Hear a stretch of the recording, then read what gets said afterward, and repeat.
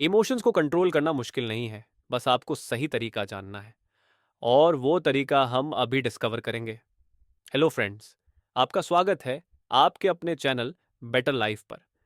आज हम बात करेंगे एक ऐसी किताब के बारे में जो आपकी लाइफ बदल सकती है, मास्टर योर इमोशंस, जिसे लिखा है थिबो मोरिस ने। इस किताब में ऑथर ने बताया है कि कैसे हम अपनी इमोशंस को समझकर, कंट्रोल में लेकर एक ज़्यादा पीसफुल और हैप्पी लाइफ जी सकते हैं। आजकल की फास्ट पेस्ड लाइफ में स्ट्रेस, एंजाइटी और फ्रस्ट्रेशन कॉमन हो गए हैं। कभी कभी तो हम खुद भी नहीं समझ पाते कि हमारा मूड क्यों खराब है या हम इतना ओवरवेल्म्ड क्यों महसूस कर रहे हैं। मास्टर योर इमोशंस में टोटल 29 अध्याय हैं और हर अध्याय आपको प्रैक्टिकल टूल्स देता है ताकि आप अपने नकारात्मक भावनाओं को मैनेज कर सकें और पॉजिटिविटी के साथ जीवन को एंजॉय कर सकें। बताया गया है कि हमारी फीलिंग्स कैसे काम करती हैं और कैसे हम अपनी सोच और बिहेवियर को बदलकर खुद को इमोशनली स्ट्रांग बना सकते हैं। ये समरी काफ़ी डिटेल्ड और इन्फॉर्मेटिव होने वाली है क्योंकि हमने हर एक चैप्टर को डिस्कस किया है। तो चलिए शुरू करते हैं इस अमेजिंग जर्नी को और जानते हैं कि कैसे हम अपनी इमोशंस के मास्टर बन सकते हैं। Chapter 1, how your survival mechanism affects your emotions. दोस्तों, मास्टर योर इमोशंस के पहले पार्ट में हम समझेंगे कि इमोशंस असल में होते क्या हैं और ये हमारी लाइफ को कैसे इन्फ्लुएंस करते हैं। चैप्टर 1 में ऑथर बताते हैं कि हमारी इमोशंस का सीधा कनेक्शन हमारे सर्वाइवल मैकेनिज्म से है। जब इंसान प्रिमिटिव टाइम्स में जंगलों में रहता था, तब सर्वाइवल के लिए अलर्ट रहना ज़रूरी था। अगर कोई खतरा महसूस होता तो हमारा ब्रेन तुरंत फाइट और फ्लाइट मोड में आ जाता था। यही सिस्टम हमें बचाता था। लेकिन प्रॉब्लम यह है कि आज के मॉडर्न टाइम में भी हमारा ब्रेन उसी पुराने तरीके से रिएक्ट करता है, भले ही खतरा असली हो या सिर्फ इमेजिन्ड। उदाहरण के लिए, अगर आपको ऑफिस में कोई क्रिटिसिज्म मिला या किसी फ्रेंड से लड़ाई हो गई, तो आपका ब्रेन इसे भी एक थ्रेट की तरह ट्रीट करता है। इससे आपके अंदर स्ट्रेस, एंग्जाइटी और डर जैसी नेगेटिव इमोशंस ट्रिगर हो जाती हैं। ऑथर ये भी बताते हैं कि ये सर्वाइवल मैकेनिज्म हमें हमेशा वर्स्ट केस सिनेरियो के लिए प्रिपेयर करता है, लेकिन ज़्यादातर केसेस में ये ज़रूरत से ज़्यादा ओवर रिएक्ट करता है, जिसकी वजह से हम अननेसेसरीली परेशान हो जाते हैं। इस चैप्टर का मेन मैसेज यही है कि जब तक हम अपने इस नेचुरल सर्वाइवल इंस्टिंक्ट को समझकर कंट्रोल नहीं करेंगे, तब तक हम अपनी इमोशंस के स्लेव बने रहेंगे। लेकिन एक बार जब हमें ये अवेयरनेस आ जाती है कि हमारा ब्रेन कैसे काम करता है, तो हम अपनी फीलिंग्स को बेटर तरीके से हैंडल कर सकते हैं। अपने इमोशंस को समझना और उन्हें कंट्रोल करना सीखना ही इस जर्नी का पहला कदम है। Chapter 2, what is ego. Ego एक ऐसा कॉन्सेप्ट है जिसे हम अक्सर गलत तरीके से समझते हैं। ज़्यादातर लोग सोचते हैं कि ईगो सिर्फ घमंड या एरोगेंस है, लेकिन असल में ईगो इससे कहीं ज़्यादा कॉम्प्लेक्स है। ऑथर बताते हैं कि ईगो हमारी सेल्फ आइडेंटिटी का हिस्सा है, यानी वो इमेज जो हम अपने बारे में बनाते हैं। ईगो हमें ये यकीन दिलाता है कि हम अलग हैं, यूनिक हैं और हमारी एक खास वैल्यू है। ये हमारी पर्सनल अचीवमेंट्स, बिलीव्स और ओपिनियंस से जुड़ा होता है। प्रॉब्लम तब होती है जब हमारा ईगो हमें दूसरों से कंपेयर करने लगता है और वैलिडेशन की तलाश में रहता है। जब कोई हमारी राय से सहमत नहीं होता या हमारी गलती निकालता है, तो ईगो हर्ट हो जाता है। इसी वजह से हम डिफेंसिव या एंग्री फील करते हैं। ईगो हमें हमेशा सही साबित करने की कोशिश करता है, भले ही वो सिचुएशन को और कॉम्प्लिकेटेड क्यों ना कर दे। ऑथर ये भी बताते हैं कि ईगो हमारी इमोशंस पर बहुत बड़ा असर डालता है। ईगो की वजह से हम छोटी छोटी बातों पर भी हर्ट हो जाते हैं क्योंकि हमें लगता है कि हमारी आइडेंटिटी को खतरा है। यही ईगो हमें ग्रोथ से रोकता है क्योंकि ये चेंज और क्रिटिसिज्म को एक्सेप्ट नहीं करना चाहता। हमें अपने ईगो को समझना और उस पर कंट्रोल पाना ज़रूरी है। ईगो को पहचान कर हम अपनी इमोशंस को बेटर मैनेज कर सकते हैं और लाइफ में ज़्यादा पीस और हैप्पीनेस पा सकते हैं। Chapter 3, the nature of emotions. हम सभी इमोशंस महसूस करते हैं, कभी खुशी, कभी गुस्सा, कभी डर और कभी उदासी। लेकिन क्या आपने कभी सोचा है कि इमोशंस असल में होते क्या हैं और ये हमारे अंदर कैसे पैदा होते हैं? What are emotions? ऑथर बताते हैं कि इमोशंस सिर्फ रैंडम फीलिंग्स नहीं होती, बल्कि ये हमारे थॉट्स और फिजिकल रिस्पॉन्सेज का कॉम्बिनेशन होती हैं। जब हम किसी सिचुएशन के बारे में सोचते हैं या उसे इंटरप्रेट करते हैं, तो हमारे ब्रेन में केमिकल रिएक्शन से होती हैं, जिससे हमारा बॉडी रिएक्ट करता है। उदाहरण के लिए, जब आप किसी स्ट्रेसफुल सिचुएशन में होते हैं, तो आपका ब्रेन कॉर्टिसोल नाम का स्ट्रेस हार्मोन रिलीज करता है। इससे आपका हार्ट रेट बढ़ जाता है, मसल्स टेंस हो जाती हैं और आप एंग्शियस महसूस करने लगते हैं। इसी तरह, जब आप खुश होते हैं तो ब्रेन डोपामीन और सेरोटोनिन जैसे हैप्पी हार्मोन्स रिलीज करता है, जिससे आप रिलैक्स्ड और सेटिस्फाइड महसूस करते हैं। Emotions are temporary. ऑथर एक बहुत इंपॉर्टेंट फैक्ट बताते हैं। इमोशंस टेम्परेरी होते हैं। कोई भी इमोशन हमेशा के लिए नहीं रहता। जैसे बादल आसमान में आते और चले जाते हैं, वैसे ही इमोशंस भी आते और चले जाते हैं। न्यूरोसाइंटिस्ट्स के अनुसार, अगर आप किसी इमोशन को रेजिस्ट न करें और उसे बस महसूस करें, तो वो इमोशन लगभग 90 सेकंड में अपने आप फेड हो जाता है। लेकिन प्रॉब्लम तब होती है जब हम उन इमोशंस को पकड़ कर बैठ जाते हैं या बार बार नेगेटिव थॉट्स सोचते रहते हैं। इससे वो इमोशंस लंबे समय तक टिकते हैं और कभी कभी क्रॉनिक स्ट्रेस या एंग्जाइटी का कारण बनते हैं। Emotions are neutral. ऑथर का एक और इंटरेस्टिंग पॉइंट है कि इमोशंस खुद में अच्छे या बुरे नहीं होते। हम ही उन्हें पॉजिटिव या नेगेटिव लेबल करते हैं। फियर को हम नेगेटिव मानते हैं, लेकिन यही फियर हमें खतरे से बचाता है। इसी तरह, सैडनेस को हम बुरा समझते हैं, लेकिन यह हमें सेल्फ रिफ्लेक्शन का मौका देता है। Emotions follow thoughts. इमोशंस का हमारी थॉट्स से गहरा कनेक्शन होता है। Thoughts create emotions. अगर आप पॉजिटिव सोचते हैं तो पॉजिटिव इमोशंस आते हैं। अगर आप नेगेटिव सोचते हैं तो नेगेटिव फीलिंग्स डोमिनेट करने लगती हैं। उदाहरण के लिए, अगर आप किसी फेलियर के बारे में सोचते हुए खुद को क्रिटिसाइज करते हैं, तो गिल्ट और फ्रस्ट्रेशन पैदा होंगे। लेकिन अगर आप उसी सिचुएशन को एक लर्निंग एक्सपीरियंस के रूप में देखेंगे, तो आप मोटिवेटेड और होपफुल महसूस करेंगे। क्या आप जानते हैं कि इमोशंस का असर सिर्फ आपके मूड पर ही नहीं, बल्कि आपकी फिजिकल हेल्थ पर भी पड़ता है? क्रॉनिक नेगेटिव इमोशंस जैसे स्ट्रेस और एंगर आपके इम्यून सिस्टम को कमजोर कर सकते हैं और हार्ट डिजीजेस का रिस्क बढ़ा सकते हैं। वहीं पॉजिटिव इमोशंस आपकी हेल्थ इंप्रूव करते हैं और लाइफ एक्सपेक्टेंसी बढ़ाते हैं। Chapter 4, the impact of sleep on your mood. चौथे अध्याय में लेखक एक बहुत ही महत्वपूर्ण कारक की बात करते हैं, जो हमारी भावनाओं पर गहरा असर डालता है। सोना यानी नींद। हम सब ने कभी ना कभी ये महसूस किया है कि जब हमारी नींद पूरी नहीं होती, तो हम चिड़चिड़े, थके हुए और भावनात्मक रूप से अस्थिर महसूस करते हैं। लेकिन क्या आपने सोचा है कि ऐसा क्यों होता है? Why is sleep important for emotions? Author बताते हैं कि नींद सिर्फ हमारे शरीर को आराम देने के लिए नहीं है, बल्कि ये हमारे ब्रेन और इमोशनल हेल्थ के लिए भी क्रूशल है।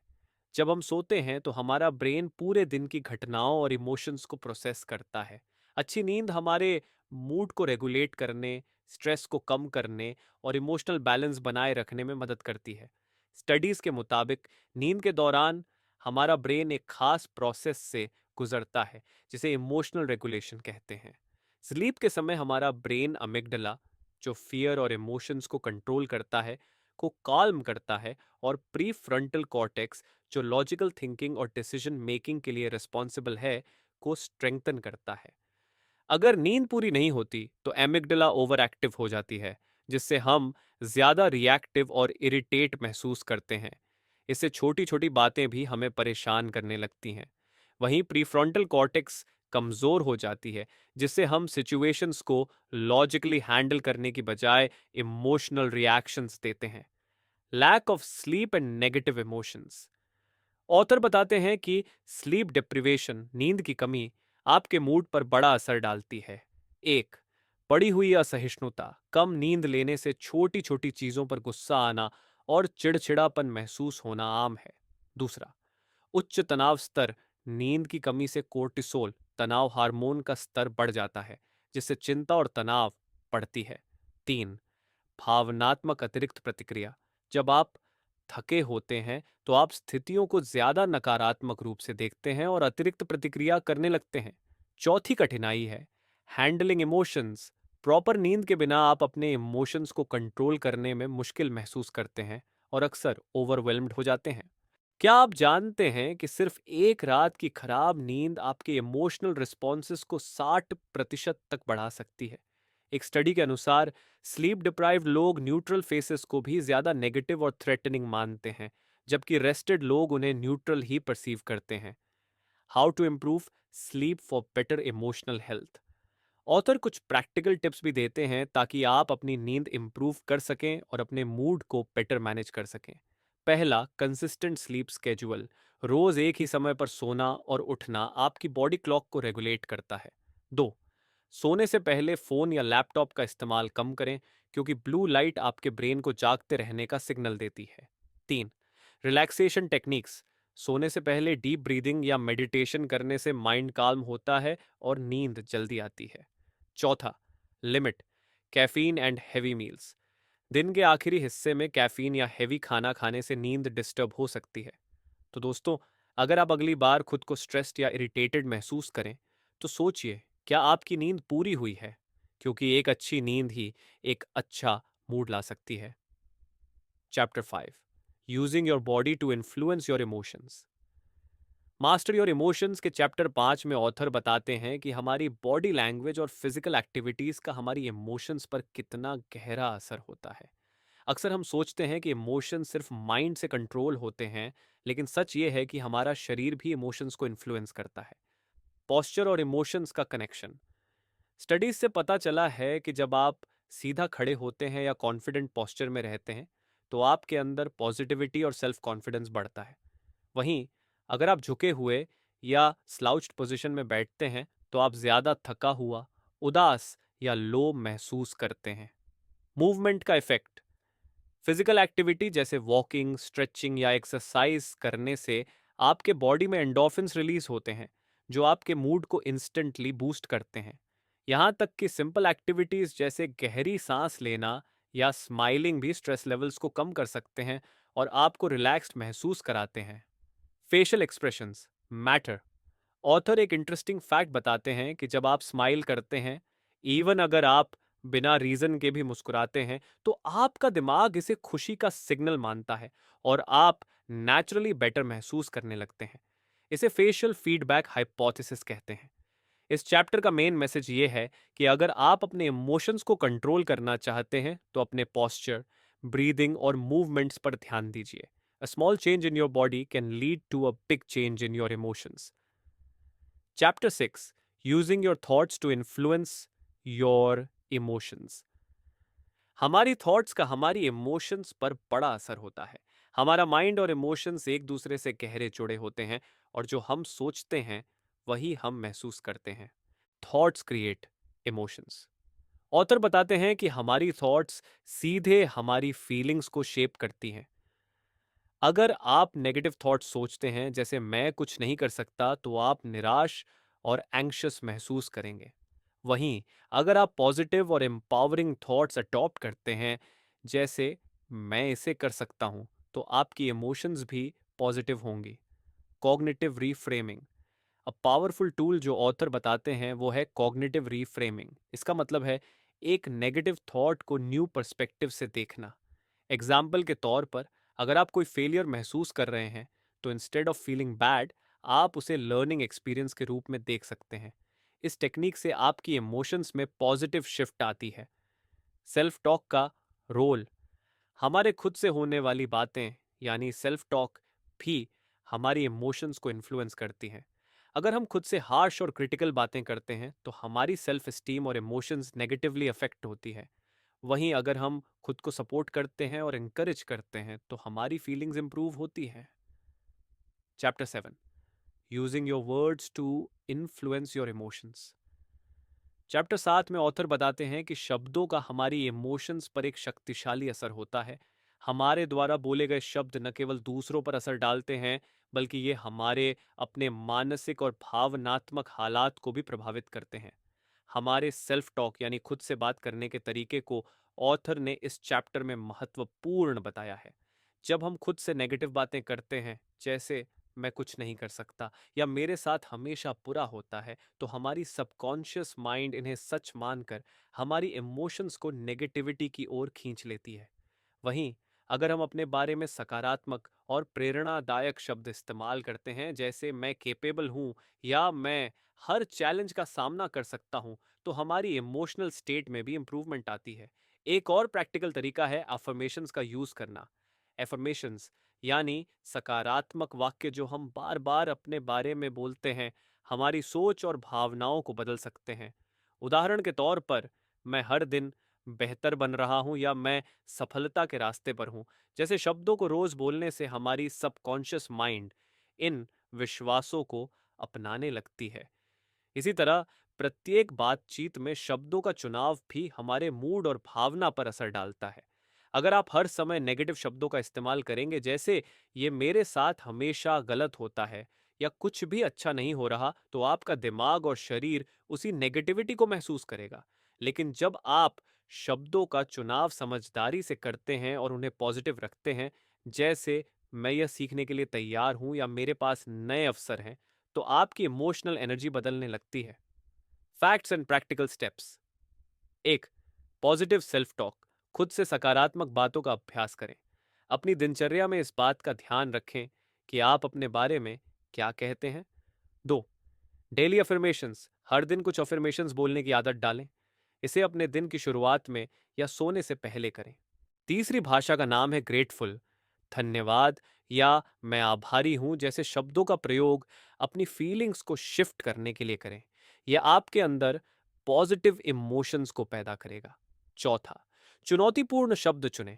हर बातचीत में चुनौतीपूर्ण शब्दों का इस्तेमाल करें, जैसे मैं चुनौतियों का सामना कर सकता हूं, मेरे पास विकल्प हैं और मैं इससे बेहतर कर सकता हूं। शब्द हमारी सोच, हमारी इमोशंस और हमारे पूरे दिन को शेप करते हैं। इसलिए हमें इन शब्दों का उपयोग ध्यान से करना चाहिए ताकि हम खुद को पॉजिटिव और इंस्पायर्ड महसूस कर सकें। Chapter 8, how your breathing affects your emotions. श्वास यानी ब्रीदिंग का हमारी इमोशंस पर गहरा प्रभाव पड़ता है। अक्सर हम ये महसूस नहीं करते, लेकिन हमारी श्वास और हमारी भावनाओं का बहुत गहरा संबंध होता है। जब हम घबराए हुए होते हैं तो हमारी श्वास तेज और उथली हो जाती है, और जब हम शांत होते हैं तो श्वास गहरी और स्थिर होती है। ऑथर के अनुसार हमारी ब्रीदिंग से हमारी इमोशंस को सीधे प्रभावित किया जा सकता है। जब आप गहरी, धीमी और नियंत्रित श्वास लेते हैं तो आपका शरीर रिलैक्स होता है और आपकी माइंड भी शांत हो जाती है। इसका मतलब यह है कि अगर आप अपनी श्वास पर ध्यान देते हैं तो आप अपनी भावनाओं को भी नियंत्रित कर सकते हैं। उदाहरण के लिए, जब आप एंग्शियस या स्ट्रेस महसूस करते हैं तो आपकी श्वास तेज हो जाती है और आपकी हार्ट रेट बढ़ जाती है। लेकिन अगर आप डीप ब्रेथिंग एक्सरसाइज करते हैं तो ये आपके नर्वस सिस्टम को कैल्म कर देती है, जिससे आपका एनर्जी और स्ट्रेस कम हो जाता है। Practical breathing techniques. एक, डीप ब्रेथिंग, डायाफ्रामेटिक ब्रेथिंग। यह टेक्निक सबसे प्रभावी है। इसे करने के लिए आप गहरी सांस लें, उसे कुछ सेकंड तक रोकें और फिर धीरे धीरे छोड़ें। यह आपके शरीर को शांत करता है और आपके ब्रेन को रिलैक्सेशन सिग्नल भेजता है। 2, 4 से 7 से 8 ब्रीदिंग। इस ब्रीदिंग तकनीक में आप 4 सेकंड के लिए श्वास लें, 7 सेकंड तक सांस को रोकें और फिर 8 सेकंड में धीरे धीरे सांस छोड़ें। यह टेक्निक आपकी शांति और मानसिक संतुलन को बढ़ाती है। तीसरा, बॉक्स ब्रेथिंग। इसमें आप 4 सेकंड के लिए श्वास लें, फिर 4 सेकंड तक सांस को रोकें, फिर 4 सेकंड में सांस छोड़ें और 4 सेकंड तक रुके रहें। यह टेक्निक आपको तुरंत शांत करने और फोकस इंप्रूव करने में मदद करती है। प्राणायामा यानी कंट्रोल्ड ब्रीदिंग टेक्निक्स एक एंशिएंट प्रैक्टिस है जो स्ट्रेस रिडक्शन और इमोशनल बैलेंस के लिए हाईली इफेक्टिव मानी जाती है। रिसर्च के मुताबिक स्लो डीप ब्रीदिंग से कॉर्टिसोल, स्ट्रेस हार्मोन के लेवल्स कम हो जाते हैं और एंडोर्फिन्स, फील गुड हार्मोन्स के लेवल्स बढ़ जाते हैं। इससे आपकी इमोशनल स्टेट बेटर होती है। श्वास आपके इमोशंस को कंट्रोल करने का एक सरल लेकिन पावरफुल तरीका है। जब आप घबराए हुए या स्ट्रेस्ड महसूस करें तो कुछ मिनटों के लिए अपनी ब्रीदिंग को कंट्रोल करें और आप देखेंगे कि आपकी इमोशंस में भी पॉजिटिव चेंज आएगा। Chapter 9, how your environment affects your emotions. हम सोच सकते हैं कि हमारी फीलिंग सिर्फ हमारे अंदर की सोच से जुड़ी होती हैं, लेकिन सच में हमारे चारों ओर की चीजें भी हमारी इमोशनल स्टेट को प्रभावित करती हैं। हमारी सराउंडिंग्स जैसे कि हमारा घर, ऑफिस या हमारे आसपास के लोग हमारी फीलिंग्स और मेंटल हेल्थ को शेप करते हैं। अगर हम ऐसे एनवायरनमेंट में रहते हैं जो शांतिपूर्ण और सकारात्मक है, तो हम नेचुरली खुश और शांत महसूस करते हैं। वहीं अगर हम एक डिसऑर्डरली या तनावपूर्ण एनवायरनमेंट में होते हैं, तो हमारी इमोशंस भी उतनी ही नकारात्मक हो सकती हैं। Factors influencing emotions in your environment. People around you, जो लोग आपके आसपास होते हैं, उनका भी आपकी इमोशनल स्टेट पर असर पड़ता है। अगर आप सपोर्टिव और पॉजिटिव लोगों के बीच रहते हैं, तो आपकी सोच और भावनाएं भी पॉजिटिव होंगी। वहीं टॉक्सिक या नेगेटिव लोग आपको इमोशनल ड्रेन कर सकते हैं। दूसरा, शारीरिक स्थान। आपके घर या ऑफिस की सजावट भी आपके इमोशंस पर असर डालती है। एक गंदा या अव्यवस्थित कमरा आपको तनाव और अवसाद का अनुभव करा सकता है, जबकि एक साफ सुथरी और व्यवस्थित जगह मानसिक शांति और संतुलन का कारण बन सकती है। तीसरी प्रकृति, बाहर का एनवायरनमेंट जैसे कि पार्क में जाना, समुद्र के पास समय बिताना या खुले आसमान में चलना आपकी इमोशंस को काल्म करने में मदद कर सकता है। Research shows that spending time in nature reduces stress and enhances positive emotions. Practical steps to improve your environment. एक, डिक्लटर योर स्पेस। अपने आसपास की जगह को साफ और व्यवस्थित रखें। इससे न सिर्फ आपकी शारीरिक ऊर्जा पॉजिटिव होती है, बल्कि आपका मानसिक स्टेट भी बेहतर रहेगा। दूसरा, अपने आसपास पॉजिटिव लोगों के साथ समय बिताएं। उन लोगों के साथ समय बिताएं जो आपको पॉजिटिव और मोटिवेट करते हैं। नेगेटिव लोग आपको इमोशनल स्ट्रेस दे सकते हैं, इसलिए ऐसे लोगों से दूर रहना जरूरी है। तीन, एक शांत और शांतिपूर्ण स्थान बनाएं। अपने घर या कार्यस्थल को एक आरामदायक जगह बनाएं। यहाँ तक कि आप हल्की रोशनी, संगीत और पौधों का उपयोग करके वातावरण को और बेहतर बना सकते हैं। चौथा, स्पेंड टाइम आउटडोर्स। ज्यादा समय बाहर बिताएं। खुली हवा में चलने या प्रकृति के साथ जुड़ने से आपकी मेंटल क्लैरिटी और इमोशंस इंप्रूव होती हैं। रिसर्च बताता है कि नेचुरल लाइट का एक्सपोजर हमारे शरीर के सर्केडियन रिदम को बैलेंस करता है, जिससे हमारी मूड और इमोशंस बेहतर होती हैं। Chapter 10, how music affects your emotions. Music हमारे मूड और मेंटल स्टेट को तुरंत बदल सकता है, और यह एक पावरफुल टूल बन सकता है हमारी भावनाओं को कंट्रोल करने के लिए। हम सब जानते हैं कि जब हम खुश होते हैं तो हम ज्यादातर खुशमिजाज गाने सुनते हैं, और जब हम उदास होते हैं तो हमारी पसंद भी धीमे और भावुक गानों की होती है। दरअसल संगीत हमारी ब्रेन वेव्स और शरीर के स्ट्रेस लेवल्स को इन्फ्लुएंस करता है। तेज संगीत से हमारी एनर्जी लेवल बढ़ सकती है, जबकि धीमे और शांत गाने हमारे माइंड को काम और रिलैक्स्ड कर सकते हैं। How music affects your brain. Research बताती है कि जब हम संगीत सुनते हैं तो हमारा brain dopamine, the feel good hormone, release करता है, जो हमारी मूड को इंस्टेंटली इंप्रूव कर सकता है। तेज और उत्साहित संगीत से हमारा मन उत्साहित होता है और हमें ज्यादा एनर्जेटिक महसूस होता है, जबकि धीमे और सोलफुल गाने हमारे एंजाइटी लेवल्स को कम करते हैं और हमें शांत कर सकते हैं। Practical use of music to influence emotions. एक, स्ट्रेस रिलीफ। अगर आप दिन भर के काम के बाद तनाव महसूस कर रहे हैं, तो रिलैक्सिंग या क्लासिकल संगीत सुनना आपके मूड को बेहतर कर सकता है और स्ट्रेस को कम कर सकता है। दूसरा, बूस्टिंग मोटिवेशन। अगर आपको खुद को एनर्जाइज और मोटिवेट करना है, तो तेज और अपबीट गाने सुनना आपके अंदर नई ऊर्जा भर सकता है। ये गाने आपकी प्रोडक्टिविटी को भी बढ़ा सकते हैं। तीन, इमोशनल हीलिंग। अगर आप दुखी महसूस कर रहे हैं या किसी इमोशनल क्राइसिस से गुजर रहे हैं, तो सोलफुल या इंस्ट्रूमेंटल संगीत आपकी मानसिक स्थिति को समझने और हील करने में मदद कर सकता है। स्टडीज के अकॉर्डिंग म्यूजिक थेरेपी का यूज मेंटल हेल्थ ट्रीटमेंट में किया जाता है, क्योंकि ये न सिर्फ मूड को रेगुलेट करता है, बल्कि लोगों को इमोशनल डिस्ट्रेस से बाहर भी निकालता है। संगीत हमारे इमोशंस को शेप करने में एक पावरफुल टूल साबित हो सकता है। जब हम खुद को इमोशनल रोलर कोस्टर पर महसूस करें, तो संगीत हमें अपनी मानसिक स्थिति को शांत करने और अपने आप को पॉजिटिव महसूस करने का तरीका दे सकता है। Chapter 11, how emotions are framed.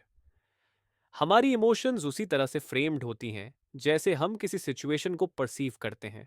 हमारी सोच, बिलीफ्स और एक्सपीरियंसेस हमारी फीलिंग्स को शेप करते हैं। इस चैप्टर में ऑथर ये समझाने की कोशिश करते हैं कि हम अपने इमोशनल रिएक्शंस को कैसे बदल सकते हैं और कैसे अपनी परसेप्शंस को बदलकर हम अपनी फीलिंग्स को नियंत्रित कर सकते हैं। Framing emotions through perception. जब हम किसी भी घटना या स्थिति को देखते हैं तो हमारे दिमाग में एक ऑटोमेटिक थॉट प्रोसेस शुरू होता है। यह प्रोसेस उस घटना को समझने और उस पर प्रतिक्रिया देने का तरीका तय करता है। जैसे अगर हमें कोई गलत बात कह दी जाती है तो हम इसे एक पर्सनल अटैक के रूप में ले सकते हैं और गुस्से में आ सकते हैं। लेकिन अगर हम इसे एक सिंपल मिसअंडरस्टैंडिंग के रूप में फ्रेम करते हैं तो हमारी इमोशनल रिएक्शन शांत हो सकती है। ऑथर के अनुसार इमोशंस का फ्रेमिंग पूरी तरह से हमारे थॉट्स और इंटरप्रिटेशन पर निर्भर करता है। अगर हम किसी नेगेटिव सिचुएशन को नेगेटिव लाइट में फ्रेम करते हैं तो हमारी इमोशंस भी नेगेटिव होंगी। वहीं अगर हम उसी सिचुएशन को किसी लर्निंग एक्सपीरियंस के रूप में फ्रेम करते हैं तो हमारी इमोशंस पॉजिटिव हो सकती हैं। Practical steps to reframe your emotions. प्रश्न एक, जब आप किसी स्थिति पर गुस्सा, चिंता या निराशा महसूस करें तो खुद से सवाल करें, क्या यह सही है या क्या इसे और तरीके से देखा जा सकता है। दो, परिवर्तन की दृष्टि। किसी मुश्किल स्थिति को सीखने का अवसर या विकास के रूप में देखिए। इससे आपकी भावनात्मक प्रतिक्रिया सकारात्मक होगी। तीन, सकारात्मक भाषा का उपयोग करें। अपने इंटरनल डायलॉग में नेगेटिव शब्दों को पॉजिटिव शब्दों से बदलें। जैसे यह कठिन है की जगह यह मेरे लिए एक चुनौती है, मैं इसे सीखने का एक मौका मानता हूं।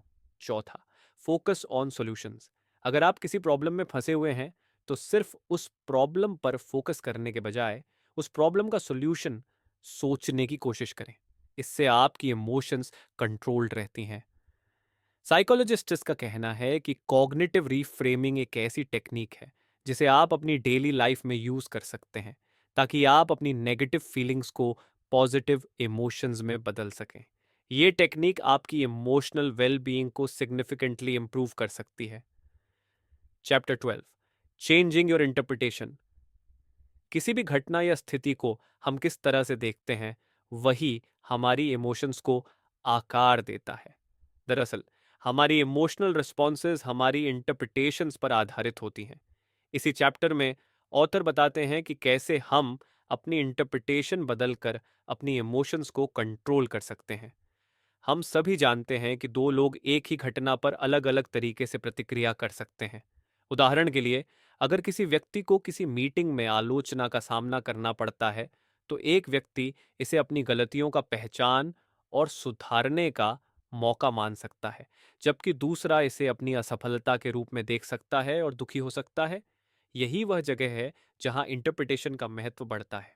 ऑथर बताते हैं कि हमारी इमोशनल रिस्पॉन्स लार्जली उस घटना की इंटरप्रिटेशन पर निर्भर करती है।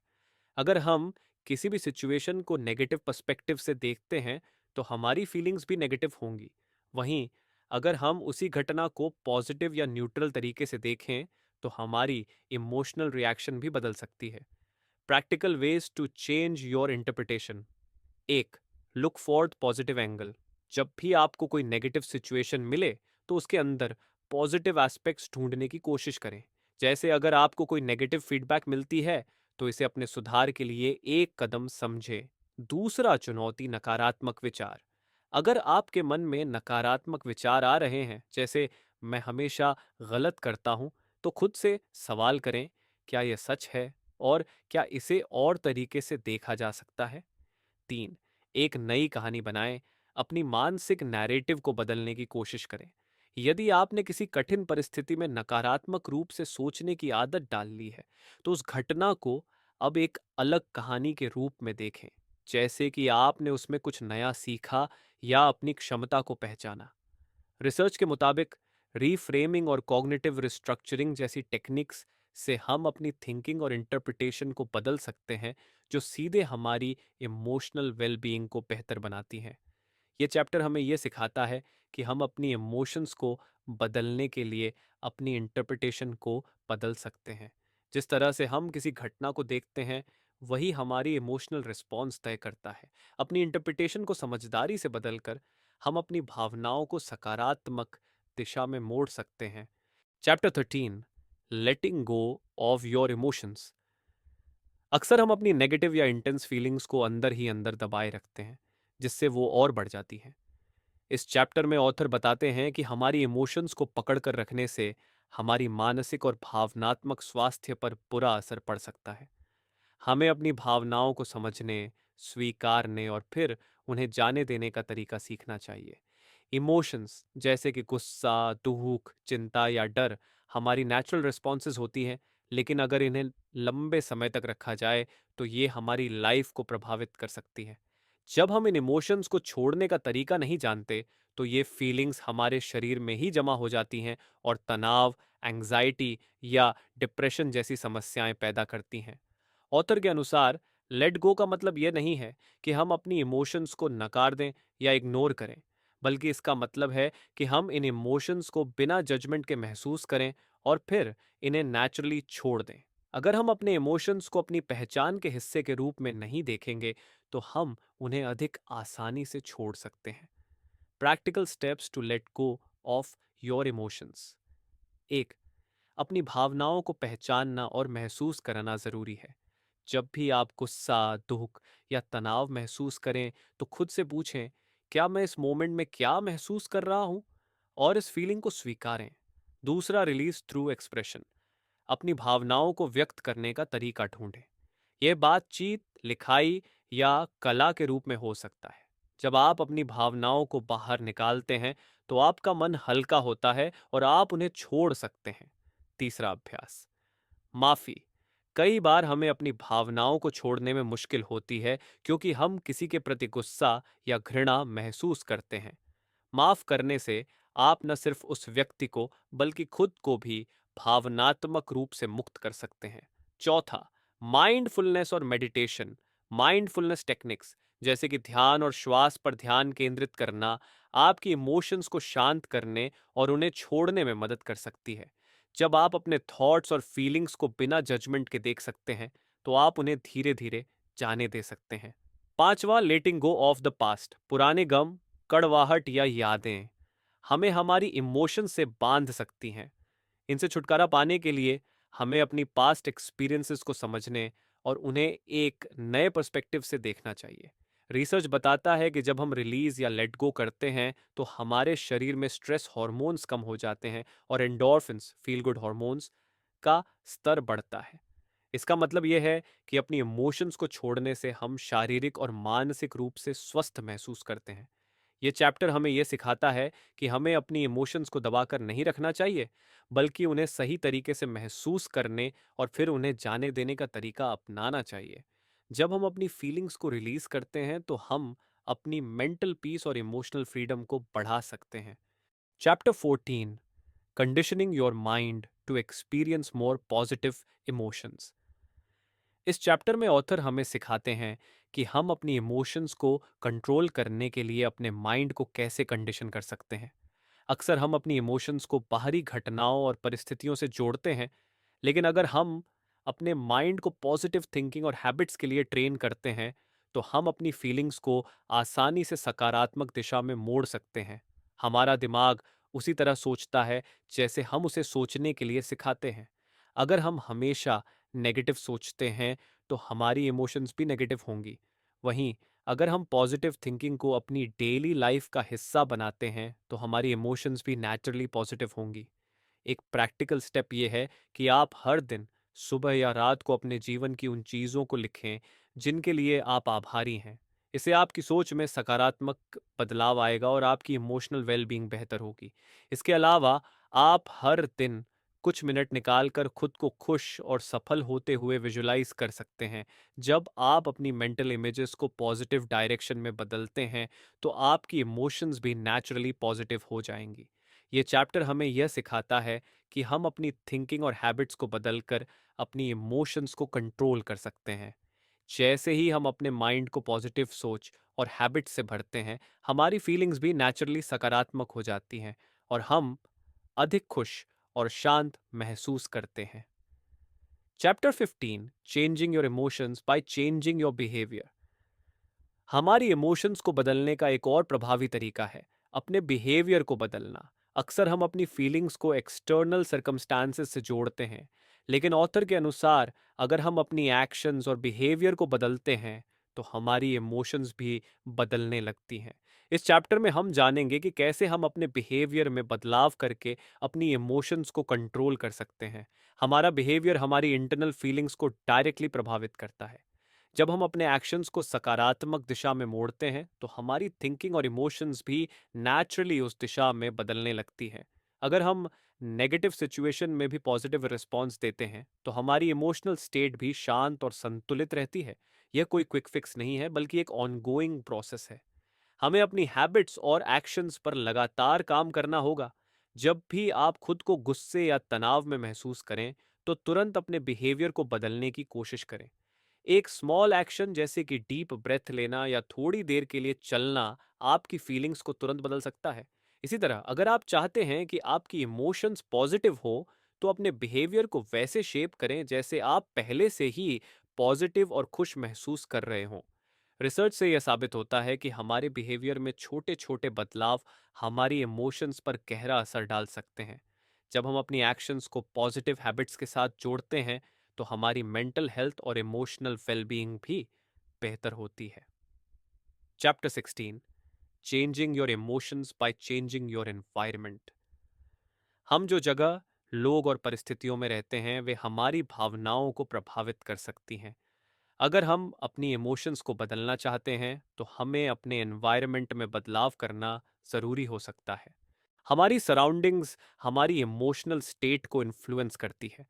अगर हम किसी ऐसे एनवायरनमेंट में रहते हैं जो नकारात्मक या तनावपूर्ण है तो हमारी फीलिंग्स भी उसी दिशा में जाने लगती हैं। लेकिन जब हम अपने आसपास के माहौल को बदलते हैं और पॉजिटिव चीज़ों से घिरते हैं तो हमारी इमोशंस भी नेचुरली पॉजिटिव हो जाती हैं। ये कोई एक दिन का काम नहीं है, बल्कि एक ऑन गोइंग प्रोसेस है। हम अपने एनवायरनमेंट में छोटे छोटे बदलाव करके अपनी इमोशंस को बदल सकते हैं। उदाहरण के लिए, अगर आप घर या काम के वातावरण में तनाव महसूस कर रहे हैं तो कुछ छोटे बदलाव जैसे कि उस जगह को साफ और ऑर्गेनाइज्ड रखना या कुछ प्लांट्स और सूदिंग म्यूजिक का यूज करना आपकी इमोशनल स्टेट को बेहतर बना सकते हैं। रिसर्च में यह पाया गया है कि जब हम अपने एनवायरनमेंट को अपने इमोशनल नीड्स के हिसाब से बदलते हैं तो हमारी मेंटल हेल्थ और इमोशनल वेलबीइंग में सुधार होता है। हमारी सराउंडिंग्स का हमारी इमोशनल स्टेट पर गहरा असर होता है और हम इसे अपनी फीलिंग्स को बेहतर बनाने के लिए यूज कर सकते हैं। Chapter 17, short term and long term solutions to deal with negative emotions. इस चैप्टर में ऑथर हमें बताते हैं कि नेगेटिव इमोशंस से निपटने के लिए हमें दो तरह के सॉल्यूशंस की ज़रूरत होती है, शॉर्ट टर्म और लॉन्ग टर्म। दोनों सॉल्यूशंस का अलग अलग महत्व है और इन्हें अलग अलग समय और परिस्थितियों में इस्तेमाल किया जा सकता है। इस चैप्टर में हम सीखेंगे कि कैसे हम नेगेटिव इमोशंस को शॉर्ट टर्म और लॉन्ग टर्म स्ट्रैटेजीज से इफेक्टिवली मैनेज कर सकते हैं। शॉर्ट टर्म सॉल्यूशंस उन स्थितियों के लिए होते हैं जब हमें तुरंत राहत चाहिए। जैसे कि अगर आप गुस्से में हैं या तनाव महसूस कर रहे हैं तो आपको अपनी इमोशनल स्टेट को तुरंत बेहतर बनाने के लिए कुछ आसान और प्रभावी तरीके चाहिए। इस तरह के सॉल्यूशंस में डीप ब्रीदिंग, फिजिकल एक्सरसाइज या किसी शांतिपूर्ण जगह पर जाना शामिल हो सकता है। इन टेक्निक से आपको तात्कालिक राहत मिलती है और आपकी नेगेटिव इमोशंस तुरंत कम हो सकती हैं। वहीं लॉन्ग टर्म सॉल्यूशंस उन समस्याओं के लिए होते हैं जिनका असर ज्यादा देर तक रहता है। जब आप नेगेटिव इमोशंस को लंबे समय तक अनुभव करते हैं तो आपको अपनी सोच और हैबिट्स में बदलाव करने की जरूरत होती है। इसमें माइंडफुलनेस प्रैक्टिस, कॉग्निटिव रीफ्रेमिंग या किसी थेरेपिस्ट से काउंसलिंग शामिल हो सकती है। ये लॉन्ग टर्म स्ट्रैटेजीज आपको धीरे धीरे अपनी इमोशंस को ज्यादा बैलेंस्ड और कंट्रोल्ड बनाने में मदद करती हैं। Chapter 18, how emotions can guide you in the right direction. हमारी इमोशंस सिर्फ हमारे इनर स्टेट को रिफ्लेक्ट नहीं करती, बल्कि ये हमें सही दिशा में भी मार्गदर्शन कर सकती है। अक्सर हम ये सोचते हैं कि नेगेटिव इमोशंस को सिर्फ कम करना चाहिए, लेकिन अगर हम उन्हें समझें तो ये हमारी ग्रोथ में मदद कर सकती हैं। इमोशंस एक तरह से हमारे इंटरनल कंपास की तरह काम करती हैं। जब हम सही रास्ते पर होते हैं और जो कर रहे होते हैं उससे खुश रहते हैं तो हमें पॉजिटिव इमोशंस जैसे खुशी, संतोष और उत्साह महसूस होते हैं। वहीं जब हम कुछ गलत दिशा में कर रहे होते हैं तो नेगेटिव इमोशंस जैसे तनाव, गुस्सा या निराशा हमें यह बताती है कि हमें अपनी दिशा बदलने की ज़रूरत है। अगर कभी आप महसूस करें कि आपकी इमोशंस नेगेटिव हो रही हैं, तो रुककर सोचें, क्या यह आपकी इनर गाइडेंस है जो आपको बेहतर करने के लिए कह रही है? उन इमोशंस को ऑब्जर्व करें और समझें कि वो क्या संदेश दे रही हैं। अगर आप किसी डिसीजन को लेकर अनश्योर हैं, तो अपनी फीलिंग्स को ध्यान से समझें, क्योंकि ये आपके सबकॉन्शियस माइंड के द्वारा दिए गए संकेत हो सकते हैं। रिसर्च भी बताती है कि इमोशनल इंटेलिजेंस और सेल्फ अवेयरनेस हमारे डिसीजंस में क्लैरिटी लाती हैं और हमारी ग्रोथ को स्पीड अप करती है। जब हम अपनी इमोशंस को सही तरीके से समझते हैं, तो हम अपनी जिंदगी के सही रास्ते पर जा सकते हैं और अपने गोल्स को आसानी से अचीव कर सकते हैं। इस चैप्टर से यह सीखने को मिलता है कि हमारी इमोशंस सिर्फ फीलिंग्स नहीं होती, बल्कि ये हमारी सही दिशा में मार्गदर्शन करने का पावरफुल टूल भी हो सकती है। अगर हम अपनी इमोशंस को समझकर उनका सही इस्तेमाल करें, तो हम अपनी लाइफ में बेहतर डिसीजंस ले सकते हैं और अपनी ग्रोथ को मैक्सिमाइज कर सकते हैं। Chapter 19, recording your emotions. अपनी इमोशंस को समझने और नियंत्रित करने का एक बेहतरीन तरीका है उन्हें रिकॉर्ड करना।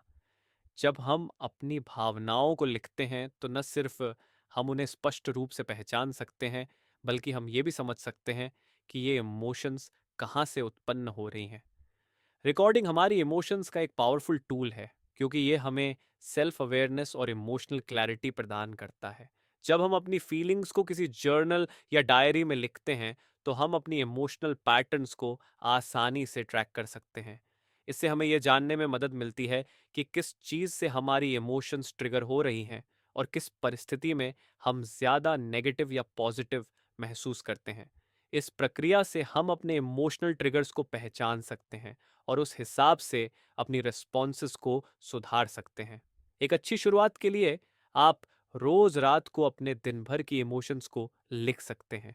आपने क्या महसूस किया, कब महसूस किया और क्यों महसूस किया, इस पर ध्यान दें। इसके अलावा आप अपनी इमोशंस के बारे में कुछ पॉजिटिव एफर्मेशंस भी लिख सकते हैं। इससे आपके मन में पॉजिटिव थिंकिंग विकसित होगी और आपकी ओवरऑल इमोशनल हेल्थ में सुधार होगा। रिसर्च ने यह साबित किया है कि जर्नलिंग और रिकॉर्डिंग इमोशन से ना सिर्फ हमारी सोच क्लियरर होती है, बल्कि हमारी इमोशनल इंटेलिजेंस भी इम्प्रूव होती है। जब हम अपनी फीलिंग्स को ध्यान से समझते हैं, तो हम उन्हें बेटर तरीके से मैनेज कर सकते हैं। Chapter 20, not being good enough. अक्सर हम महसूस करते हैं कि हम इनफ नहीं हैं, कि हम अपनी गोल्स को पूरा करने के लिए या समाज की उम्मीदों पर खरे उतरने के लिए पर्याप्त नहीं हैं। ये फीलिंग एक बहुत ही कॉमन इमोशन है जो हमारी सेल्फ वर्थ को प्रभावित करती है और हमारी मेंटल हेल्थ को कमज़ोर बना सकती है। लेकिन ऑथर के अनुसार यह थॉट प्रोसेस हमारी इनर क्रिटिक द्वारा बनाई जाती है, जो हमें यह विश्वास दिलाती है कि हम हमेशा और ज़्यादा प्रयास करें, लेकिन फिर भी हम कभी इनफ नहीं होंगे। नॉट बीइंग गुड इनफ की भावना हमारे सबकॉन्शियस माइंड से निकलती है और यह हमें निरंतर आलोचना करने की प्रवृत्ति पैदा करती है। हम खुद को दूसरों से कंपेयर करते हैं और कभी अपनी प्रोग्रेस को सराहते नहीं हैं। इसके बावजूद हमें यह समझना चाहिए कि हमारी वर्थ किसी भी एक्सटर्नल वैलिडेशन से नहीं जुड़ी होती। हर इंसान की अपनी यूनिक एबिलिटीज़ और क्वालिटीज़ होती हैं जो उसे स्पेशल बनाती हैं। जब हम महसूस करें कि हम इनफ नहीं हैं, तो सबसे पहले हमें अपनी इनर क्रिटिक को पहचानने की ज़रूरत है। हम अक्सर खुद को आलोचना करते रहते हैं, लेकिन यह सही नहीं है। खुद को पॉजिटिव एफर्मेशंस देना और यह याद दिलाना कि हम ऑलरेडी वैल्यूएबल हैं, हमें इस भावना से बाहर निकाल सकता है। हमें यह समझना चाहिए कि हमें किसी एक्सटर्नल वैलिडेशन की ज़रूरत नहीं है, क्योंकि हमारी ट्रू वर्थ हमारे अंदर ही है। इसके अलावा अपनी छोटी बड़ी सक्सेस को रिकॉग्नाइज करना भी बहुत महत्वपूर्ण है। जब हम अपनी अचीवमेंट्स को सराहते हैं, तो हमारी सेल्फ वर्थ में वृद्धि होती है। Chapter 21, being defensive. इस चैप्टर में ऑथर हमें बताते हैं कि हम अक्सर डिफेंसिव हो जाते हैं जब हमारी इमोशंस या बिलीफ्स पर हमला होता है। जब कोई हमारी बातों को चैलेंज करता है या हमें आलोचना करता है, तो हम अपनी सेल्फ इमेज को बचाने के लिए तुरंत प्रतिक्रिया देने लगते हैं। ये डिफेंसिव रिएक्शंस हमें नुकसान भी पहुंचा सकती हैं, क्योंकि जब हम दूसरों से अपनी गलतियों या वीकनेसेस को एक्सेप्ट नहीं करते, तो हम अपनी ग्रोथ को रोक लेते हैं। डिफेंसिवनेस हमारी इनर इनसिक्योरिटी का परिणाम होती है, जो हमें अपनी फ्लॉज को छिपाने की कोशिश करने पर मजबूर कर देती है। जब हम डिफेंसिव होते हैं तो हम अक्सर अपनी इमोशंस को सही तरीके से एक्सप्रेस नहीं कर पाते। हम सामने वाले की बातों को सही से सुनने की बजाय तुरंत अपनी बात मनवाने की कोशिश करते हैं। इससे ना सिर्फ हमारी रिलेशनशिप्स में तनाव बढ़ता है, बल्कि हम अपने पर्सनल ग्रोथ को भी लिमिट कर देते हैं। डिफेंसिव बिहेवियर की पहचान करना और उसे कंट्रोल करना ज़रूरी है, क्योंकि जब हम अपनी मिस्टेक्स और वीकनेसेस को एक्सेप्ट करते हैं, तो हम अपनी इमोशंस को बेटर मैनेज कर सकते हैं और ज़्यादा बैलेंस्ड व्यक्ति बन सकते हैं। जब भी हमें लगे कि हम डिफेंसिव हो रहे हैं, तो सबसे पहले हमें अपनी इमोशंस को ऑब्जर्व करना चाहिए। क्यों हम डिफेंसिव हो रहे हैं? क्या हमारी ईगो हर्ट हो रही है, या हम खुद को असहज महसूस कर रहे हैं? खुद से यह सवाल करना हमारी ग्रोथ के लिए एक बड़ा कदम हो सकता है। सेल्फ अवेयरनेस और इमोशनल मैच्योरिटी हमें हमारी डिफेंसिवनेस को कंट्रोल करने में मदद कर सकती है। जब हम अपनी वीकनेसेस और फ्लॉज को स्वीकार करते हैं, तो हम खुद को ज्यादा शांत, समझदार और ओपन माइंडेड बना सकते हैं। Chapter 22, stress and worry. हम अक्सर छोटी छोटी चीजों के बारे में चिंता करते रहते हैं, और यह चिंता हमारे मानसिक और शारीरिक स्वास्थ्य पर बुरा असर डालती है। स्ट्रेस हमें उस मोमेंट में तो परेशान करता ही है, साथ ही यह हमारी ओवरऑल प्रोडक्टिविटी और वेल बीइंग को भी नेगेटिवली इम्पैक्ट करता है। वरी एक तरह की मेंटल हैबिट बन जाती है, जो हमें भविष्य की अनिश्चितताओं के बारे में बार बार सोचने पर मजबूर करती है। हालांकि यह चिंता अक्सर हमारे कंट्रोल से बाहर होती है, लेकिन फिर भी हम इसे अपनी रियलिटी बना लेते हैं। ये चैप्टर ये बताता है कि अगर हम खुद को स्ट्रेस और वरी से बाहर निकालना चाहते हैं, तो हमें पहले यह समझना होगा कि दोनों इमोशंस पूरी तरह से हमारे थॉट्स और परसेप्शन से जुड़ी हुई हैं। जब हम किसी सिचुएशन को लेकर वरी करते हैं, तो हम उस सिचुएशन को खराब तरीके से देखने लगते हैं, बिना ये सोचे कि शायद वह चीज़ उतनी बुरी ना हो जितनी हम सोच रहे हैं। स्ट्रेस तब होता है जब हम किसी चीज को अपने कंट्रोल से बाहर मानते हैं और उसे लेकर डर और चिंता महसूस करते हैं। जब हम महसूस करें कि हम स्ट्रेस और वरी में फंसे हैं, तो सबसे पहले हमें खुद को एक कदम पीछे खींचकर स्थिति को शांतिपूर्वक देखना चाहिए। खुद से यह सवाल करें, क्या इस चीज पर इतना चिंता करने से कुछ बदलने वाला है? जब हम अपनी थॉट्स को ऑब्जर्व करते हैं और नेगेटिव थिंकिंग पैटर्न्स को चैलेंज करते हैं, तो हम खुद को वरी और स्ट्रेस से बाहर निकाल सकते हैं। एक और तरीका यह है कि हम डीप ब्रीदिंग और रिलैक्सेशन टेक्निक्स का इस्तेमाल करें।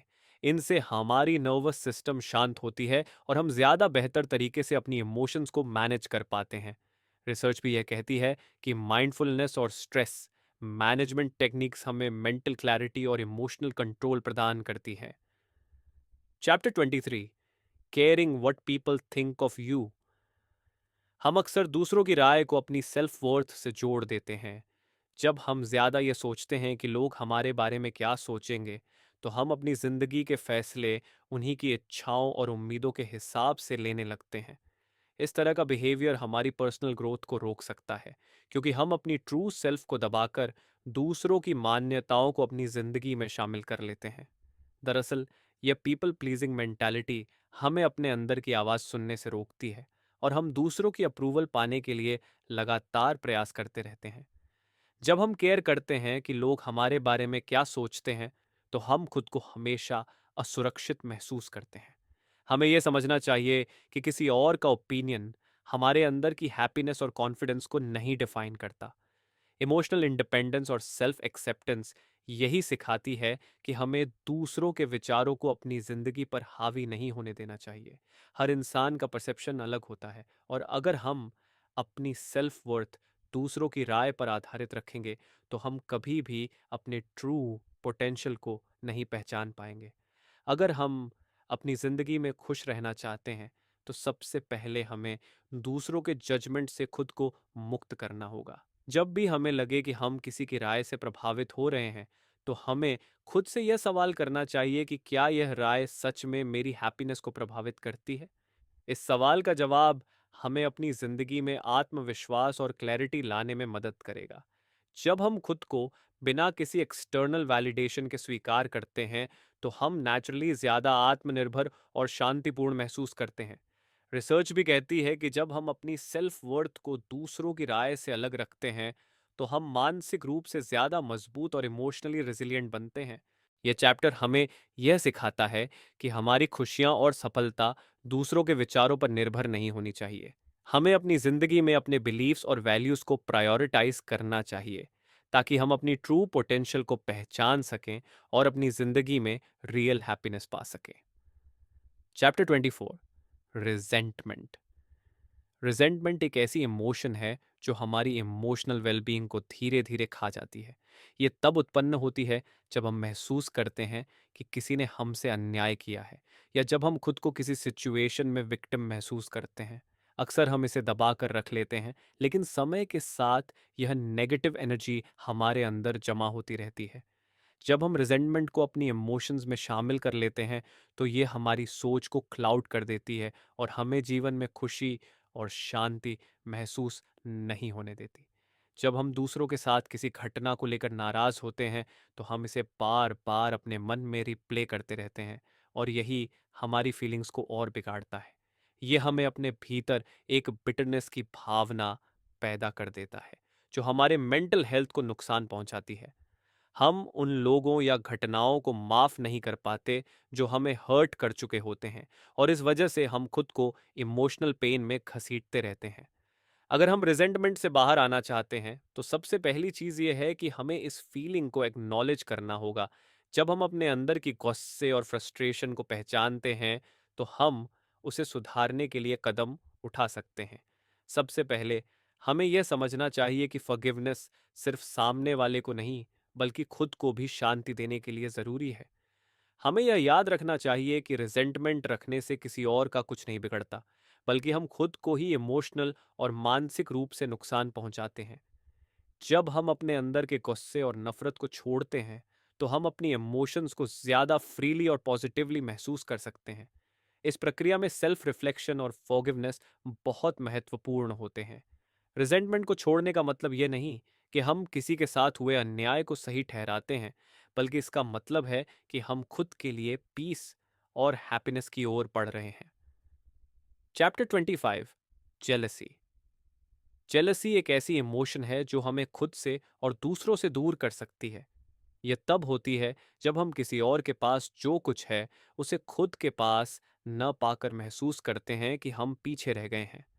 अक्सर हम अपने लाइफ में किसी और की सक्सेस, रिलेशनशिप्स या पोजेशंस को लेकर जेलसी महसूस करते हैं, और यही नेगेटिव इमोशंस हमारी पीस ऑफ माइंड को चुरा लेते हैं। जब हम दूसरों से कंपैरिजन करते हैं, तो हम अपनी यूनिकनेस और अचीवमेंट्स को नज़रअंदाज कर देते हैं। ये हमें खुद के अंदर कमी का एहसास कराता है, जो हमें इमोशनली वीक और इनसिक्योर बना सकता है। जेलसी तब और भी गहरी हो जाती है जब हम खुद की सेल्फ वर्थ को दूसरों के स्टैंडर्ड से जोड़ कर देखते हैं। जब किसी और की सफलता को देखकर हम खुद को नीचा महसूस करते हैं, तो हम अपनी प्रोग्रेस और ग्रोथ को भी नकारने लगते हैं। इस तरह के इमोशंस हमें अपने अंदर की पॉजिटिविटी और पोटेंशियल को पहचानने से रोकते हैं। लेकिन जेलसी को समझने और इसे कंट्रोल करने का तरीका यह है कि हम इसे एक सिग्नल के रूप में देखें कि शायद हमें अपनी गोल्स और एस्पिरेशंस पर और मेहनत करने की ज़रूरत है, बजाय इसके कि हम किसी और की लाइफ पर फोकस करें। अगर हम जेलसी को कंट्रोल करना चाहते हैं, तो सबसे पहले हमें यह समझना होगा कि जेलसी हमें सिर्फ तब महसूस होती है जब हम खुद को किसी दूसरे से कम आंकते हैं। हमें यह याद रखना चाहिए कि हर इंसान की जर्नी अलग होती है, और किसी और की सफलता का मतलब यह नहीं कि हम खुद सफल नहीं हो सकते। ग्रैटिट्यूड और सेल्फ एक्सेप्टेंस इस फीलिंग से बाहर निकलने में मदद कर सकते हैं। जब हम खुद को अप्रिशिएट करते हैं और अपने अचीवमेंट्स को सेलिब्रेट करते हैं, तो जेलसी का असर कम हो जाता है। Chapter 26, depression. डिप्रेशन एक गंभीर और जटिल इमोशन है जो न केवल मानसिक, बल्कि शारीरिक रूप से भी हमारी हेल्थ पर असर डालता है। ये अक्सर तब होता है जब हम अपनी ज़िंदगी में किसी बड़े बदलाव, निराशा या अवसादपूर्ण घटनाओं का सामना करते हैं और हमारी आत्म छवि, उम्मीदें और फ्यूचर के प्रति दृष्टिकोण नकारात्मक हो जाते हैं। जब हम निरंतर सैडनेस, होपलेसनेस और हेल्पलेसनेस महसूस करने लगते हैं, तो डिप्रेशन हमारे जीवन का हिस्सा बन जाता है। लेकिन यह समझना बहुत ज़रूरी है कि डिप्रेशन सिर्फ एक मानसिक स्थिति नहीं है, बल्कि यह हमारे शरीर और मस्तिष्क के केमिकल इम्बैलेंस का परिणाम भी हो सकता है। जब हम डिप्रेशन में होते हैं, तो हमारी थिंकिंग पूरी तरह से नेगेटिव हो जाती है। हम महसूस करते हैं कि हम किसी काम में सफल नहीं हो सकते, या फिर हम अपनी प्रॉब्लम से बाहर नहीं निकल सकते। यही सोच हमें और गहरे अवसाद की ओर ले जाती है, जिससे हमारी डेली फंक्शनिंग भी प्रभावित होने लगती है। लेकिन डिप्रेशन का इलाज केवल एक्सटर्नल सॉल्यूशन से नहीं, बल्कि सेल्फ अवेयरनेस और पर्सनल ग्रोथ से भी होता है। अगर हमें डिप्रेशन से बाहर निकलना है, तो सबसे पहला कदम है अपने इमोशंस को समझना और स्वीकार करना। हमें यह मानना होगा कि डिप्रेशन कोई कमजोरी नहीं है, बल्कि यह एक टेम्पररी कंडीशन है जिसे सही तरीके से मैनेज किया जा सकता है। जब हम अपनी फीलिंग्स को एक्नॉलेज करते हैं, तो हम अपनी रिकवरी जर्नी की शुरुआत कर सकते हैं। इसके बाद छोटे छोटे स्टेप्स उठाना, जैसे कि सेल्फ केयर, माइंडफुलनेस और फिजिकल एक्टिविटी को रूटीन में शामिल करना, हमारी मेंटल हेल्थ को इम्प्रूव करने में मदद कर सकता है। रिसर्च से यह भी सामने आया है कि कॉग्निटिव बिहेवियरल थेरेपी, सीबीटी और टॉक थेरेपी जैसी थेरेपीज डिप्रेशन के सिम्टम्स को कम करने में बहुत इफेक्टिव होती हैं। इसके अलावा हमें यह समझना चाहिए कि डिप्रेशन से जूझते हुए हमें अकेला महसूस होना स्वाभाविक है, लेकिन दूसरों से मदद लेने से हमारी स्थिति बेहतर हो सकती है। डिप्रेशन से बाहर निकलने के लिए सबसे महत्वपूर्ण है खुद को समय देना और अपने इमोशंस के साथ तालमेल बैठाना। जब हम अपनी फीलिंग्स को नेगेटिव जजमेंट के बिना स्वीकार करते हैं, तो हम हीलिंग की ओर बढ़ते हैं और फिर से अपनी जिंदगी में पॉजिटिविटी ला सकते हैं। Chapter 27, fear discomfort. फियर और डिस्कम्फर्ट हमारी जिंदगी के ऐसे हिस्से हैं जो अक्सर हमें आगे बढ़ने से रोकते हैं। ये इमोशंस हमारे भीतर एक तरह की रेजिस्टेंस पैदा करते हैं, जो हमें नए चैलेंजेस, अपॉर्चुनिटीज और बदलावों से डराता है। हम अक्सर डरते हैं कि अगर हम कुछ नया करते हैं तो क्या होगा, क्या हम असफल हो जाएंगे, क्या लोग हमारा मजाक उड़ाएंगे। यही सोच हमें कंफर्ट जोन में फंसा देती है और हम अपनी ग्रोथ और पोटेंशियल से दूर हो जाते हैं। डर हमें सेफ रखने का प्रयास करता है, लेकिन कभी कभी यह हमें खुद को बेहतर बनाने और नए अनुभवों से सीखने से रोकता है। फियर या डिस्कम्फर्ट का सामना करते समय हमारी इंस्टिंक्ट ये होती है कि हम उससे बचने की कोशिश करें। लेकिन अगर हम डर के बावजूद उस स्थिति का सामना करते हैं, तो हम महसूस करते हैं कि वो डर उतना बड़ा नहीं था जितना हमने सोचा था। दरअसल, जब हम किसी डिस्कम्फर्टिंग सिचुएशन में कदम रखते हैं, तो हम अपनी बाउंड्रीज को एक्सपैंड करते हैं और अपनी कैपेबिलिटीज का पता लगाते हैं। यही प्रोसेस हमें आत्मविश्वास और इमोशनल स्ट्रेंथ देता है। अगर हम फियर और डिस्कम्फर्ट से बाहर निकलना चाहते हैं, तो हमें सबसे पहले यह समझना होगा कि ये इमोशंस हमारे ग्रोथ का हिस्सा हैं। हम खुद से यह सवाल करें, क्या मैं इस डर से बड़ा हो सकता हूँ? इस सवाल का जवाब हमें यह समझने में मदद करेगा कि डर केवल एक टेम्पररी फीलिंग है और इससे पार पाकर हम ज्यादा रेजिलिएंट और कॉन्फिडेंट बन सकते हैं। एक अच्छा तरीका है अपनी फियर्स को छोटे छोटे हिस्सों में बांटकर उनका सामना करना। जब हम धीरे धीरे अपनी फियर्स से रूबरू होते हैं, तो हम देखेंगे कि वे उतने डरावने नहीं थे जितना हमने उन्हें बनाया था। इसके अलावा हमें अपने माइंडसेट को शिफ्ट करना होगा। फियर और डिस्कम्फर्ट को नेगेटिव की बजाय ग्रोथ के रूप में देखना चाहिए। जब हम अपने डर को सामना करते हैं और उनसे सीखते हैं, तो हम मानसिक रूप से मजबूत होते हैं और अपनी क्षमता को पहचानने में सक्षम होते हैं। माइंडफुलनेस और सेल्फ रिफ्लेक्शन भी इस जर्नी में हमारी मदद कर सकते हैं, क्योंकि यह हमें अपनी इमोशंस और रिएक्शंस को समझने में मदद करते हैं।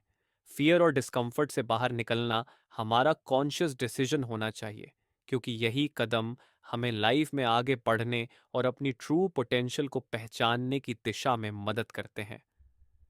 Chapter 28, procrastination. प्रोक्रास्टिनेशन एक ऐसी आदत है जो हमें अपनी जिंदगी के महत्वपूर्ण कार्यों को टालने पर मजबूर करती है। हम अक्सर चीज़ों को अगले दिन, अगले हफ्ते या अगले महीने पर डाल देते हैं, ये सोचकर कि उस समय हमें बेहतर और अधिक तैयार महसूस होगा, लेकिन यही आदत हमें लगातार तनाव और गिल्ट की भावना में फंसा देती है। प्रोक्रास्टिनेशन के पीछे कई कारण हो सकते हैं। डर, अव्यवस्था या किसी काम को लेकर उलझन। हम महसूस करते हैं कि किसी काम को शुरू करने से हमें असहजता होती है, या फिर हम उस काम को परफेक्ट तरीके से करना चाहते हैं जिससे हमें उसे टालने का एक कारण मिल जाता है। लेकिन सच ये है कि जब हम किसी काम को टालते रहते हैं, तो हम न केवल उस काम को दबा देते हैं, बल्कि हम अपने आत्मविश्वास को भी कम करते हैं। हम खुद को लगातार यह साबित करने के लिए चुनौती देते हैं कि हम उस काम को नहीं कर सकते, और यही हमारी मानसिक स्थिति को और खराब कर देता है। इसके अलावा, जब हम चीज़ों को टालते हैं तो हम स्ट्रेस और एंजाइटी को बढ़ाते हैं, क्योंकि आखिरी वक्त में हम उन कामों को पूरा करने की कोशिश करते हैं जिनके लिए हमने समय नहीं निकाला था। प्रोक्रास्टिनेशन से बाहर निकलने के लिए हमें सबसे पहले अपनी मानसिकता में बदलाव करना होगा। हमें यह समझना चाहिए कि कोई भी कार्य जितना टालते जाएंगे उतना ही बड़ा और मुश्किल लगता जाएगा। इसके बजाय हमें छोटे और मैनेजेबल स्टेप्स में काम को बांट लेना चाहिए। छोटे लक्ष्य तय करना और उन्हें समय पर पूरा करना हमें आत्मविश्वास देता है और धीरे धीरे प्रोक्रास्टिनेशन की आदत को खत्म करता है। इसके अलावा, टाइम ब्लॉकिंग जैसी टेक्निक्स का इस्तेमाल करना भी बहुत प्रभावी हो सकता है। जब हम अपना समय निर्धारित करते हैं, तो हम उसे एक कमिटमेंट की तरह महसूस करते हैं, जिससे हमें काम को टालने की आदत से बाहर निकलने में मदद मिलती है। यह भी ज़रूरी है कि हम अपनी सोच को परफेक्शनिज्म से मुक्त करें। किसी काम को 100% परफेक्ट करने के बजाय हमें यह सोचना चाहिए कि कितना अच्छा किया जा सकता है। प्रोग्रेस ओवर परफेक्शन हमारे लिए यही मंत्रा होना चाहिए। जब हम खुद को परफेक्शन की बजाय प्रोग्रेस पर ध्यान केंद्रित करने की अनुमति देते हैं, तो हम प्रोक्रेस्टिनेशन को प्रभावी रूप से हरा सकते हैं। प्रोक्रेस्टिनेशन पर काबू पाने के लिए सबसे महत्वपूर्ण बात यह है कि हम अपनी आदतों और माइंडसेट को बदलने की कोशिश करें, ताकि हम जिंदगी में सफल और खुशहाल कदम बढ़ा सकें। Chapter 29, lack of motivation. Lack of motivation हमें अपने गोल्स और एस्पिरेशन से दूर कर सकती है। जब हम खुद को उत्साहित और प्रेरित महसूस नहीं करते, तो हम अक्सर अपने कामों को टालते रहते हैं और किसी भी काम को शुरू करने में झिझकते हैं।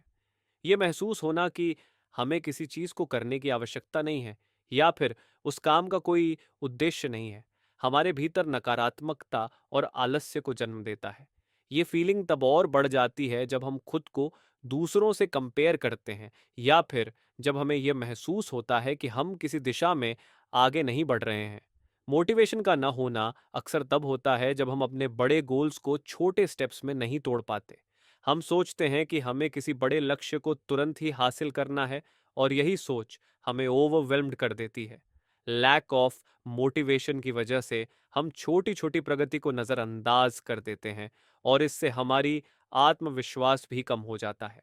इसके अलावा, हमारी रूटीन और माइंडसेट भी इस कमी को बढ़ावा देते हैं, क्योंकि हम एक ऐसा साइकिल बना लेते हैं जिसमें हम खुद को मोटिवेशन देने की बजाय और भी ज़्यादा डिमोटिवेटेड महसूस करते हैं। अगर हमें अपनी मोटिवेशन को वापस लाना है, तो सबसे पहले हमें अपने गोल्स को छोटा और अचीवेबल बनाना होगा। हमें यह समझना होगा कि किसी भी काम को छोटा करके करना ज़्यादा प्रभावी होता है। जब हम छोटे स्टेप्स में अपने गोल्स को पूरा करते हैं, तो हम प्रोग्रेस को महसूस करते हैं, और यही हमें उत्साहित करता है। इसके अलावा, वाई पर ध्यान देना बहुत ज़रूरी है। अगर हम अपने गोल्स के पीछे का उद्देश्य समझते हैं, तो हमारी मोटिवेशन और भी मजबूत होती है। खुद से ये सवाल करें, मैं क्यों ये काम कर रहा हूँ? इसका उत्तर हमें अपने लक्ष्य के प्रति पैशन और ड्राइव प्रदान करता है। डेली रूटीन्स भी हमारी मोटिवेशन को प्रभावित करते हैं। जब हम अपनी दिनचर्या में स्ट्रक्चर लाते हैं और हर दिन कुछ नया करने की कोशिश करते हैं, तो हम अपनी इंटरनल मोटिवेशन को जागृत करते हैं। इसके साथ साथ अकाउंटेबिलिटी भी एक महत्वपूर्ण कदम हो सकता है। जब हम अपने गोल्स के बारे में किसी से बात करते हैं या किसी को अपने प्रोग्रेस के लिए रिस्पॉन्सिबल बनाते हैं, तो हम अपनी मोटिवेशन को बनाए रखने में सफल होते हैं। लैक ऑफ मोटिवेशन को दूर करने के लिए यह महत्वपूर्ण है कि हम छोटे गोल्स तय करें, अपने वाई को याद रखें और खुद को अकाउंटेबल बनाए रखें। जब हम अपनी जर्नी पर ध्यान केंद्रित करते हैं तो मोटिवेशन अपने आप वापस लौट आती है। कंक्लूजन। मास्टर योर इमोशंस हमें यह सिखाता है कि हमारी इमोशंस, चाहे वो सकारात्मक हों या नकारात्मक, हमारे कंट्रोल में है। हम अपनी भावनाओं को पहचान सकते हैं, उन्हें समझ सकते हैं और फिर उन्हें अपनी जिंदगी में बदलाव लाने के लिए उपयोग कर सकते हैं। इस किताब में बताई गई स्ट्रैटेजीज और टेक्निक्स हमें यह समझने में मदद करती हैं कि कैसे हम अपनी थिंकिंग, एक्शंस और बिहेवियर्स को कॉन्शियसली शेप कर सकते हैं, ताकि हम खुद को बेहतर महसूस करें और अपनी गोल्स को हासिल कर सकें। इमोशंस कभी कभी हमें कमज़ोर और हेल्पलेस महसूस करा सकती हैं, लेकिन यह किताब यह साबित करती है कि हम अपनी इमोशनल रिस्पॉन्सेस को बदल सकते हैं। छोटे छोटे कदमों से हम अपनी मानसिक स्वास्थ्य को सुधार सकते हैं, अपनी आत्म जागरूकता बढ़ा सकते हैं और अपनी जिंदगी में ज्यादा शांति और सुख ला सकते हैं। इस किताब में बताई गई की प्रिंसिपल्स, जैसे कि अपनी थिंकिंग को पॉजिटिव डायरेक्शन में मोड़ना, अपनी हैबिट्स को सुधारना और अपने इमोशंस को कॉन्शियसली मैनेज करना, हमें यह सिखाती हैं कि इमोशंस सिर्फ रिएक्शंस नहीं, बल्कि हमारी ग्रोथ और सक्सेस का हिस्सा हो सकते हैं। जब हम अपनी इमोशंस को समझते हैं और उन्हें सही दिशा में चैनलाइज करते हैं, तो हम खुद को एक बेहतर इंसान बना सकते हैं। मास्टर योर इमोशंस का संदेश यही है कि हम अपने इमोशंस से डरने के बजाय उन्हें अपने फायदे के लिए इस्तेमाल करें। हमारी थॉट्स और एक्शंस हमारे इमोशंस को शेप करती हैं, और जब हम इस पावर को समझ लेते हैं तो हमारी जिंदगी पूरी तरह बदल सकती है। तो दोस्तों, ये थी इस किताब की समरी और इसके मुख्य सबक। आप कमेंट बॉक्स में बताएं कि बुक की किस बात ने आपको सबसे ज्यादा प्रभावित किया। अगर आप इस किताब को खरीदना चाहते हैं तो लिंक डिस्क्रिप्शन में है। चैनल बेटर लाइफ को सब्सक्राइब करना ना भूलें और इस वीडियो को लाइक और शेयर जरूर करें। अगले वीडियो में फिर मिलेंगे एक नई किताब के साथ। धन्यवाद।